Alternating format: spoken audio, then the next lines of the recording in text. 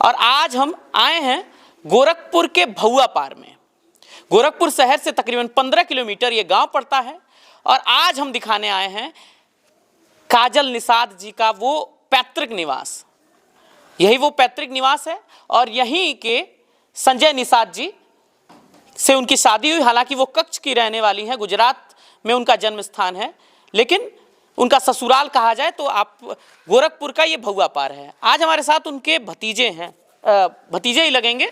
क्या नाम है सबसे पहले आपका? मेरा नाम हर्ष निषाद है। हर्ष, सबसे पहले जिस तरीके से मैम चुनाव लड़ रही हैं, हालांकि आप तो चुनाव से दूर रहते होंगे, घर का पूरा संभालते होंगे, घर पे कौन कौन रहता है अभी?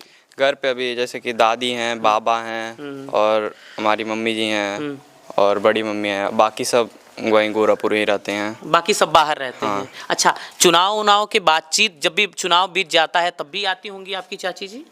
नहीं, तभी जैसे कि वहीं पे रहती हैं, जहाँ से वो चुनाव करती हैं वहीं पे रहती हैं। हाँ, आती होंगी? हाँ, आना जाना है। अच्छा, आप भी कभी प्रचार में गए हो? नहीं, अभी तो बोर्ड आ रहे हैं तो बोर्ड पे तैयारी हो रहा है। बोर्ड की तैयारी हो रही है। पूछती हैं कि नहीं कि कितने पढ़े हो, क्या कर रहे हो, क्या चीजें? हाँ, पूछती हैं, वो सब पूछती हैं। अच्छा, गांव में कैसा माहौल चल रहा है? लोग बातचीत भी करते होंगे कि यहाँ से चुनाव लड़ रही हैं? हाँ, गांव में तो पूरा अच्छे से मतलब बातचीत सब करते हैं। अच्छा, ये सब चीजें हो रही हैं।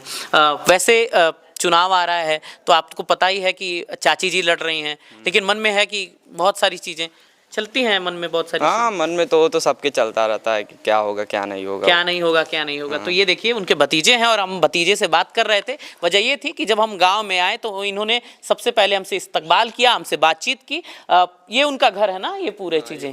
अच्छा, कितने भाई वो लोग थे, यानी आपके पापा कितने भाई लोग थे? वो सब 4 भाई हैं, 2 बहनें हैं। अच्छा, 3 बहनें हैं। ये बड़ी हैं या छोटी हैं?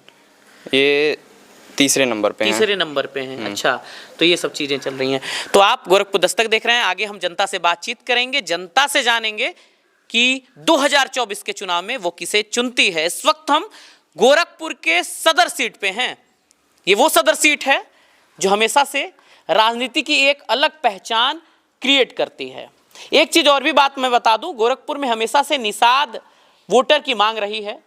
वजह यह है कि निषाद वोटर जिन्हें साहनी तक कहा जाता है कि कोई साहनी उसमें रहता है, या कहा जाए निषाद सबसे ज़्यादा फेमस तब हुए जब प्रभु राम की जब भी रामायण की बात कही जाती है तो इतिहास में भी निषाद समाज की बात आती है।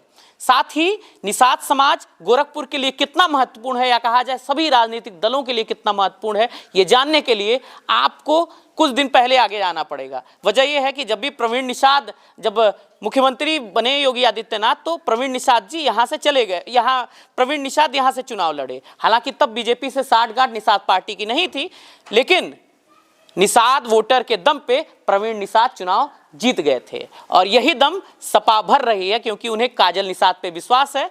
और काजल निषाद, अब देखने वाली बात रहेगी, काजल निषाद कितना वोट निषादों का साधती है, कितना वोट यादवों का साधती है और कितना वोट वो अलग अलग, क्योंकि अखिलेश यादव लगातार पीडीए गठबंधन पे बात कर रहे हैं। तो देखने वाली बात रहेगी कि कितना वोट उन्हें मिलता है और क्या वो गोरखपुर सदर सीट से जीत दर्ज कर पाती हैं। इसी बीच हम उनके घर पे आए हैं और भी लोगों से बातचीत होगी। कैमरे के पीछे धनंजय हैं और आप गोरखपुर दस्तक देख रहे हैं। हमारी दस्तक चलती रहेगी। बहुत बहुत धन्यवाद। बहुत बहुत धन्यवाद। ठीक, ठंड बढ़ रही है, लेकिन कहीं ना कहीं गोरखपुर का चुनावी पारा उफान पे है। लोगों के बीच बातचीत चल रही है कि कौन जीतेगा। 2024 की चुनावी रणनीति के बावजूद अलग अलग पार्टियां दावा करती हैं कि हम जीतेंगे, लेकिन ये जनता है और जनता साफ सब जानती है